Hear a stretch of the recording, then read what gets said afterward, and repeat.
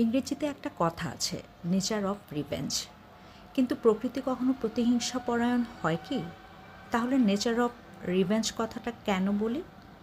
তার নিশ্চয় একটা কারণ আছে। প্রকৃতিও মানুষের মতো প্রাণের দাবি রাখে।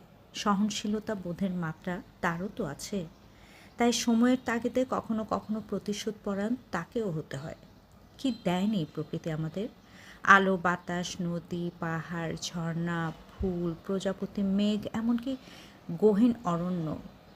তাই আমাদের এই গ্রহকে রক্ষা এবং ভবিষ্যৎ প্রজন্মের জন্য একটি টেকসই ভবিষ্যৎ নিশ্চিত করার জন্যই প্রতি বছর বিশ্বব্যাপী পালন করা হয় বিশ্ব পরিবেশ দিবস। হ্যাঁ, আজ 5 জুন বিশ্ব পরিবেশ দিবস। 1973 সালে জাতিসংঘের সাধারণ পরিষদ প্রথম এটি প্রতিষ্ঠা করে এবং তারপর থেকে সারা বিশ্বে 5 জুন উদযাপন করা হয় পরিবেশ দিবস। এবং প্রত্যেক বছরে একটি করে থিম থাকে। এবারের পরিবেশ দিবসের থিম হচ্ছে এন্ড টু প্লাস্টিক পলিউশন, অর্থাৎ প্লাস্টিক দূষণের অবসান।